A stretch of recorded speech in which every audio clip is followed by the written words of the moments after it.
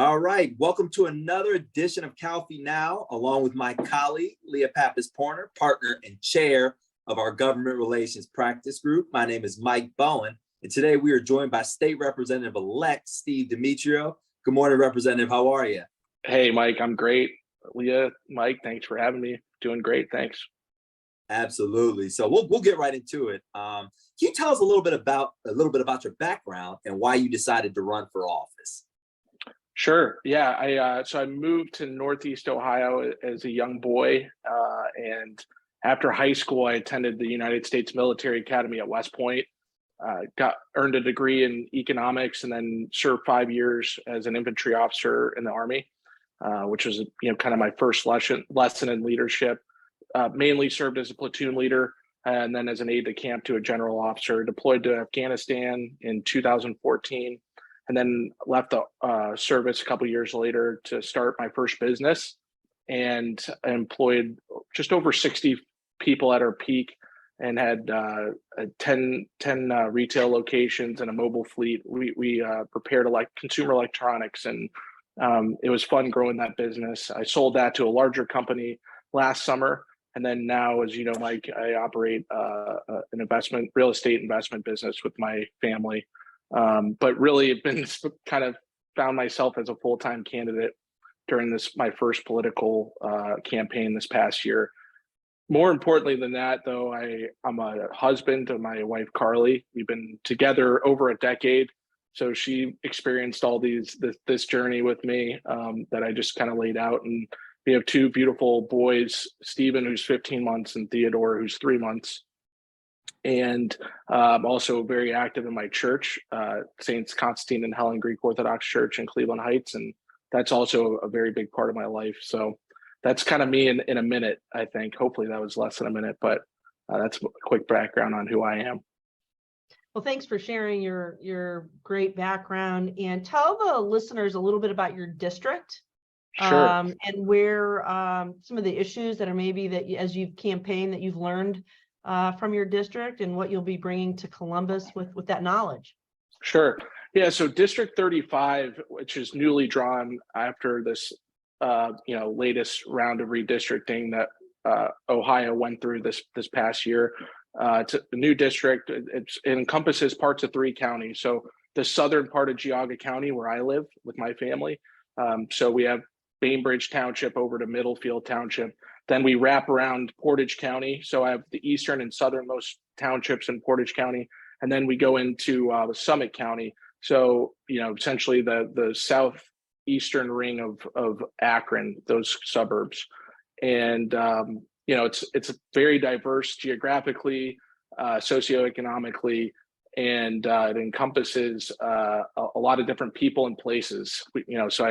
It's been fun kind of learning about the ag community and parts of Portage and Geauga County, and then dealing with, affluent business owners in other parts of the district, and, everything in between. We have a big Amish population in Middlefield.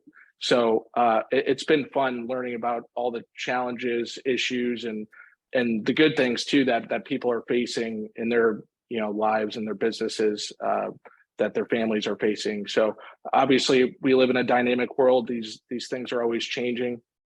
I'd say that my background that I just kind of went through really has helped me understand and empathize with people. So especially being a platoon leader in the Army, where, leading 40 young men and men that were older and more experienced than I was in combat and in military service, has really allowed me to understand and connect with people on a broad level on this political campaign, and will certainly help me as an elected official.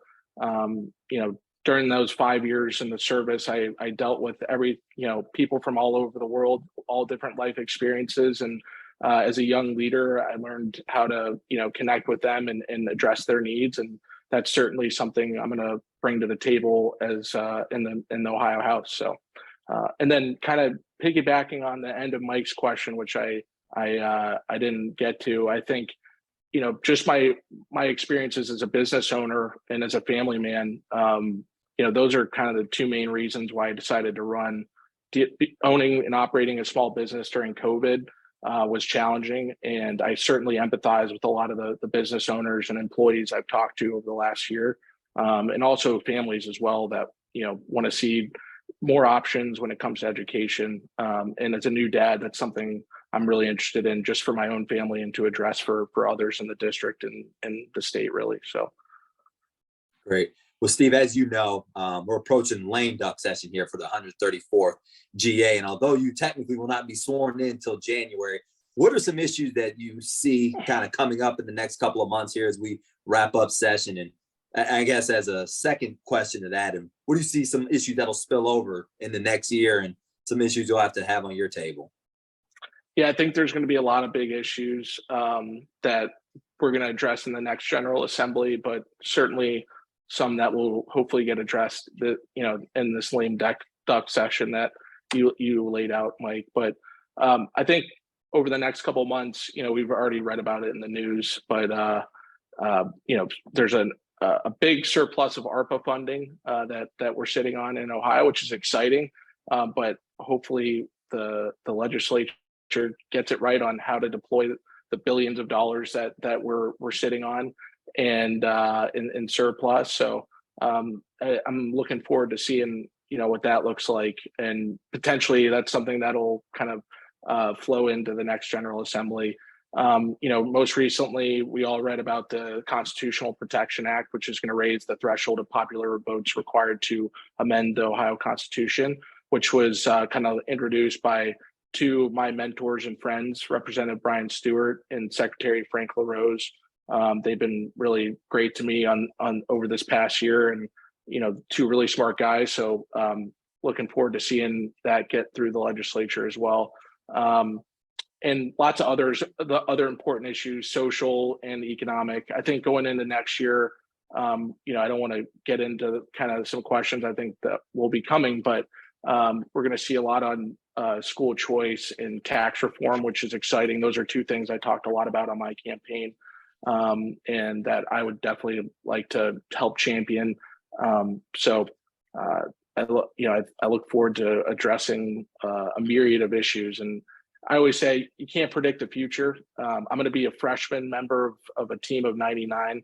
So I definitely want to find my legislative niche, so to speak, and I look forward to doing that. But and championing conservative issues that I'm passionate about, that I know a lot of my constituents are as well. Speaking of your constituents, big news in Columbus was the informal election of Speaker-elect Marin. Talk a little bit about what you're anticipating with his leadership, and maybe some of the ways that you will work with him and topics, etc. Sure. I'll just say this about Speaker-elect Marin.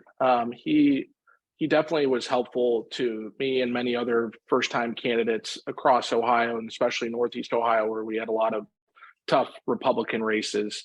So I was appreciative of that. I fortunately got to meet him early on in the campaign, and he made a couple of trips up to Northeast Ohio to meet with me, support me. Got to run into him a couple of times in Columbus as well over the past year. So I was really happy for him that he got the nod last week or 2 weeks ago in Columbus, and look forward to working with him and being a champion for his agenda.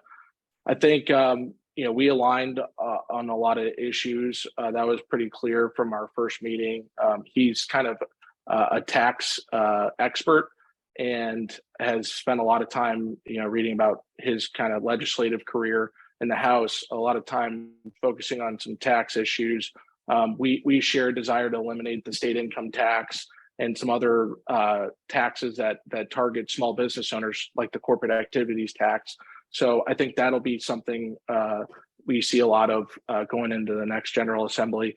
I know Derek's also really passionate about implementing school choice across the state. I think something that I hope to bring to the table is just some local knowledge of how that's gone down in places like the Cleveland public school system, where we have a flavor of school choice already, and kind of taking the good leaving the bad and rolling that out across the state to give parents and kids more choice when it comes to how they get educated and where their hard-earned tax dollars go to work. So I think those are two of the big things that I've heard Derek talk about, or Speaker-elect Marin talk about, over the past year, and certainly as we kind of wound up towards his nod in the caucus to be our next speaker. So I think you're going to see young, conservative, passionate leadership. I think he's a rising star in Ohio, and especially in the Republican Party. And he's a straight shooter. He does what he says. That's what I've seen from him the last year or so, and I'm really excited to work with him and push his agenda forward. Great, Stephen. To piggyback off of that kind of conversation and Leah's question, generally speaking, what would you like to see, and how would you like to see the state of Ohio form?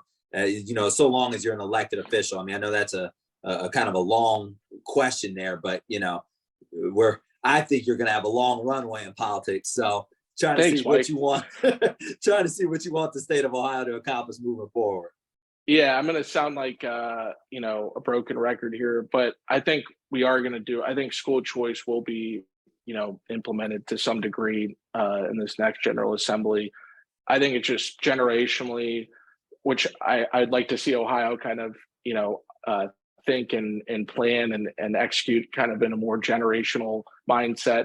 I think there's nothing more important than making sure our kids get the best education possible, and that's gonna overflow into so many aspects of our lives. Like I know the business community appreciates that, because we're going to have a stronger workforce, a more skilled and educated workforce that will output better products and services for their customers. So that's exciting, and we're just going to have stronger leaders in Ohio if we get that right. So that's something I certainly look forward to, probably the most out of anything, just because it affects our lives now and many decades into the future if we get that right.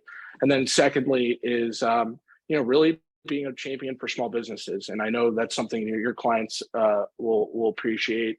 And to me, from a guy who operated a small business in a place like Texas, where the economy is booming, there is no state income tax.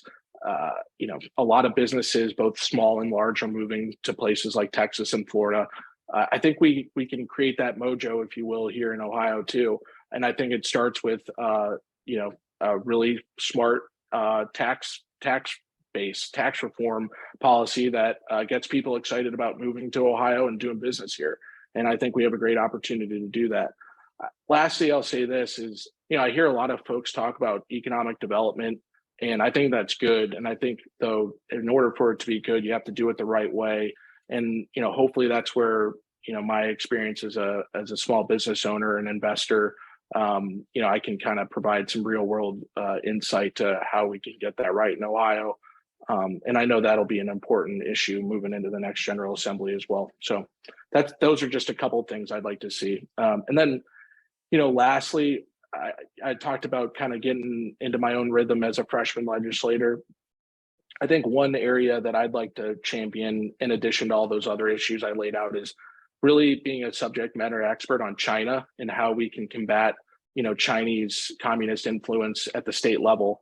And, reading, there's a lot of literature out there about how unfortunately organized the Chinese Communist Party is. And they can get down to the kind of the most local levels of government and society across the globe, including here in the United States. And I think both for our families and our business community, it's really important that we start thinking about that to make sure that we kind of eliminate some of those vulnerabilities here in Ohio. So that's something I'd like to kind of find a niche in the legislature the next couple of years and beyond. It's great to hear from you today, and it strikes me to say thank you for your service, not only to our nation, but also now to our state. And that term servant leader comes to mind in listening to you today. And I just want to say thank you for joining Calfee and this Calfee Now, and for getting to know you over this last year. It's been wonderful to hear how you think and your enthusiasm for coming to Columbus and serving your district and the state of Ohio. So thanks for those of us that participated in the process. Thank you for your service. Mike, I'll kick it over to you. Yeah, Steve, we're both personal friends, but take the personal side out of it, congratulations. I'm looking forward to it. I know the whole Calfee team is looking forward to working with you in the future, and we're excited for January. And so, with that, I don't know if you have any closing remarks you want to make to just our client base and whoever's listening, and we'll wrap up from there. Sure. Well, first, Leah and Mike, thank you for your friendship and your support, and thanks to the entire Calfee team for supporting me and investing in my campaign and helping me get to where I am now, and hopefully a lot of good things in the future. So thanks to Team Calfee, and you guys are a first-class organization. And it's exciting that you have a big base in both Northeast Ohio and Columbus, which is great for me and I think our state, frankly. And to your clients, I just say, look, I'm your champion in the State House, whether you're in my district or not.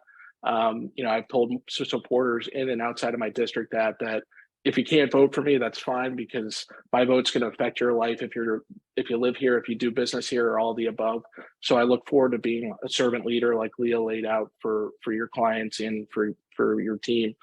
And I think that's, Leah said it. I want to be a servant leader, big and small, right? I think some of the things I've enjoyed the most on the campaign are just hearing some old lady come up to me and say, hey, I don't have cell phone service, or I have slow internet. What can you do? Is this something you can help me with? And I can't wait to tackle those small issues that are a big deal to people. That's something that'd be a big deal to me. And I look forward to solving those issues, big and small, and just working hard for Ohio, especially Northeast Ohio. So just all I can say is thanks for having me on, and really appreciative of your support. And let's just go get some good things done on 23 and 24. And with that, I think we'll conclude this Calfee Now. Thanks again, Steve. Thanks. Thank you.